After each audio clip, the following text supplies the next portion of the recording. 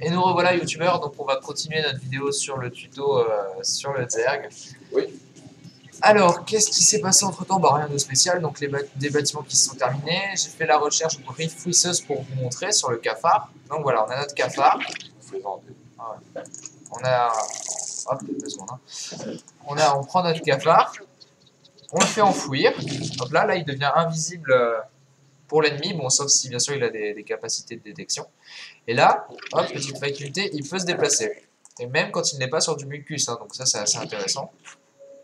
Par contre, il est plus lent, hein, ce qui est normal. Ça marche pour toutes les autres unités de s'enfouir. Par contre, elles ne peuvent pas se déplacer, à l'exception de l'infestateur. Alors, qu'est-ce qu'on va faire? Bah, je vais vous en faire un, voilà. Et je vais faire un hydralisque. Alors, donc oui, j'ai créé le bâtiment tanière d'hydralisque, qui se trouve ici, pour pouvoir créer l'unité l'hydralisque, qui est une unité qui peut attaquer aussi bien les unités aériennes que terrestres. Le second bâtiment, c'est la fosse d'infestation, qui vous sera obligatoire pour upgrader en fait votre terrier en ruche. Donc une fois que vous l'avez construit, vous pouvez aussi créer l'unité qui va arriver ici, c'est l'infestateur. Alors lui, une fois que vous avez cherché la capacité enfouir, il n'y a plus besoin de chercher une autre capacité pour qu'il se déplace sous terre. Donc il va le trouver, il va le faire de lui-même. Alors cette unité, ce n'est pas une unité de combat direct, on va dire, puisqu'elle a des capacités. Donc la première et la plus utile à mon goût, c'est tout simplement le terrain contaminé, donc je vais vous montrer. Voilà. Il y est sur une de nos vidéos. Ouais, voilà, c'est une technique. Donc voilà, il y a un œuf tout simplement avec un terrain contaminé qui a une durée de vie limitée, hein, heureusement d'ailleurs, ce serait trop puissant sinon. Et que vous pouvez enfouir lui aussi, donc voilà, qui peut attaquer les unités aériennes comme terrestres. Donc voilà, je vous montre. En fait, c'est un marine, quoi. Tout simplement. Oui, c'est un marine qui s'est fait contaminer. Donc voilà. Ensuite, il y a deux autres capacités, c'est la croissance fongique, donc il va immobiliser les unités et leur infliger des dégâts. Et parasite neural, en fait, qui est très utile contre des grosses unités si possible, c'est de prendre le contrôle de l'unité adverse. Alors, qu'est-ce qu'on va faire comme autre bâtiment pendant ce temps? Hop, on va faire l'aiguille qui est très utile, c'est pour les unités aériennes, et le réseau de verre de Nidus, qui permettra à vos unités de se déplacer très vite. Tout à l'heure, là, on a fait un petit 2C2 où je me suis pris un verre de Nidus. Et bah, j'ai rien pu faire. Ouais, qui a été assez fatal parce qu'il était bien placé dans sa base et des speedlings qui sont sortis, donc c'était un petit peu la fin. Donc je refais des dominants pour vous montrer, je vais faire un vigilant, donc à partir du dominant, voilà, vous pouvez créer le vigilant qui sera un détecteur. Donc hop, vous lancez la transformation, ça fait un peu bon, ça prend pas vraiment de temps.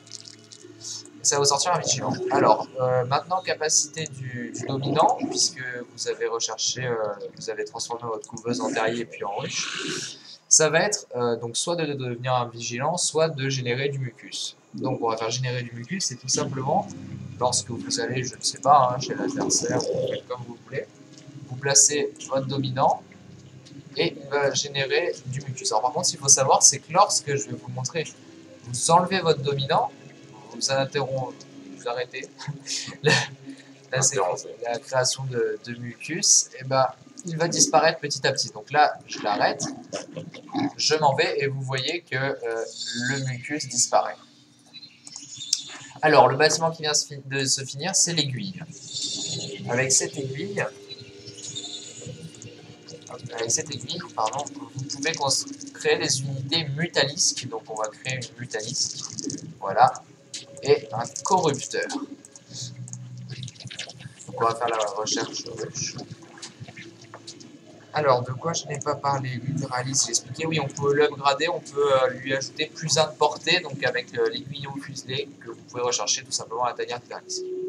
Je n'ai pas montré aussi un autre bâtiment défensif qui est le sporuleur rampant, donc qui aura la même capacité que l'aiguillon rampant, c'est de se déraciner pour se mettre à un autre endroit. Donc on va faire tout de suite. Donc voilà, notre Mutalix qui est sorti, qui est une unité qui peut très bien attaquer terrestre comme aérien. Hop, on va montrer tout de suite. Voilà, elle attaque. Et elle attaque aussi les aériens.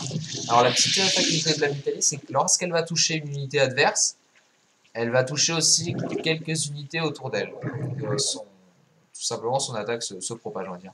Donc le corrupteur qui est sorti, qui est une unité par contre qui est exclusivement anti-aérienne, assez rapide et très efficace contre les unités aériennes. Hein. Ensuite sur la Mutalisque, donc voilà, très utile. Alors le sporule leur rend point fini, alors tout simplement, donc vous pouvez le déraciner comme je disais et le remettre en terre. Alors voilà, cette unité, contrairement à l'aiguillon rampant, peut détecter les unités camouflées ennemies. Ce qui est très utile hein, quand quand il y a des fantômes par exemple. Alors, on a une autre unité, voilà, on a un autre bâtiment qui a fini de se construire. C'est le réseau de Nidus, donc je vais vous montrer. Donc vous mettez par exemple vos unités terrestres à l'intérieur. Hop, c'est un tunnel en fait, tout simplement. Hop, on va mettre nos unités à l'intérieur.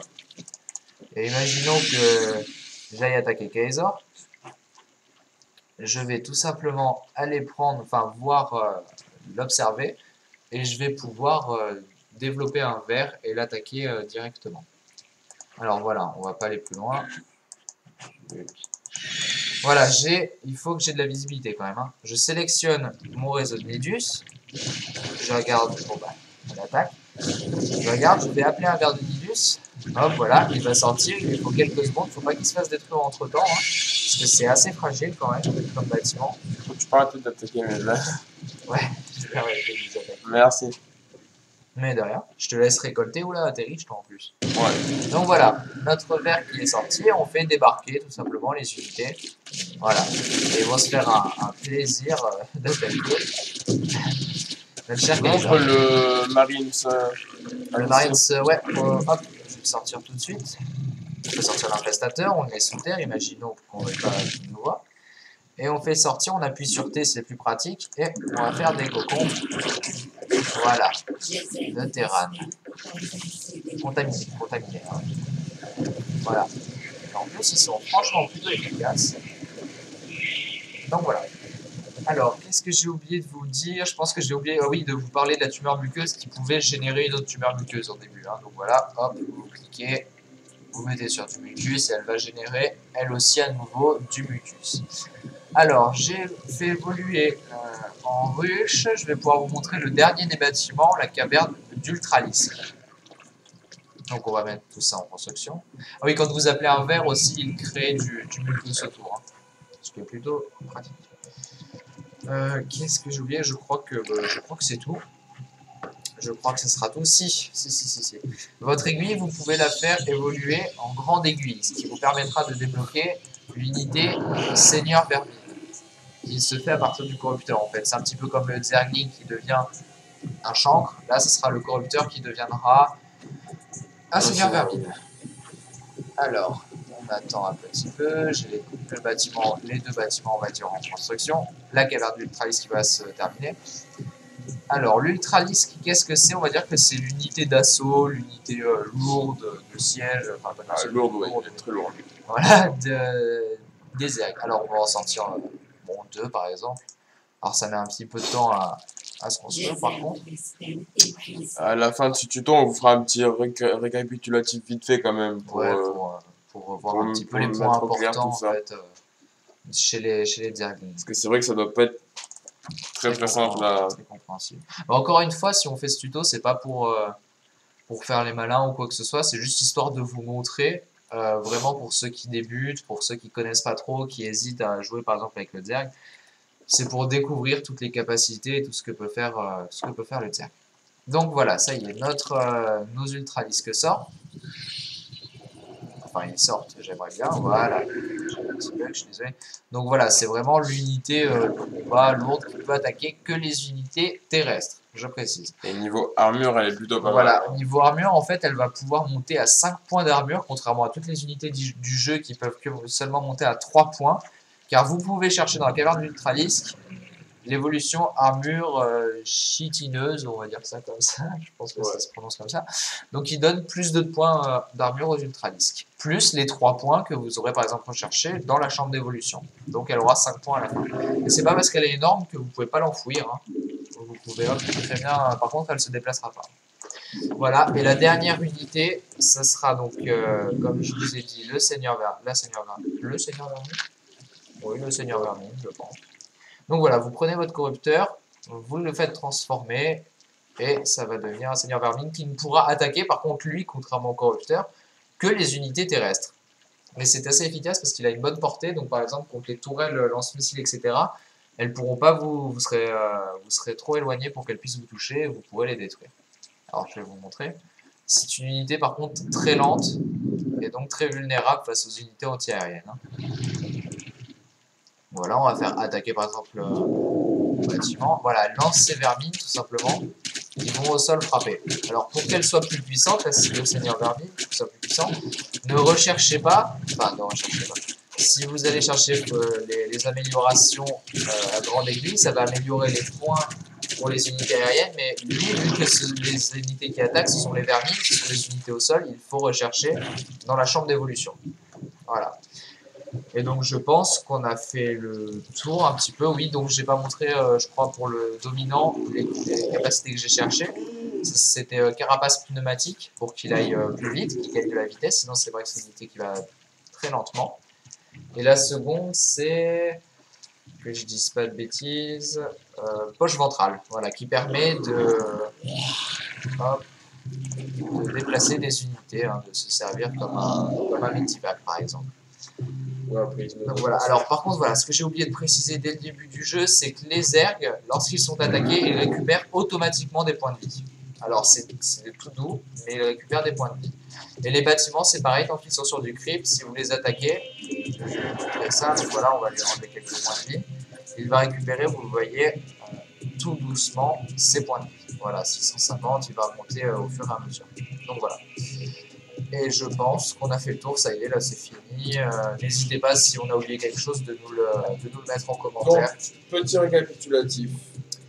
Alors, petit récapitulatif, excusez-nous. Pour créer des unités, c'est à partir des larves. Vous ne pouvez construire vos bâtiments seulement sur du creep. Les unités... Pour faire du creep, il faut une reine. Voilà, une reine qui générera des tumeurs muqueuses, qui en générera d'autres, ou alors créer une couveuse à la base.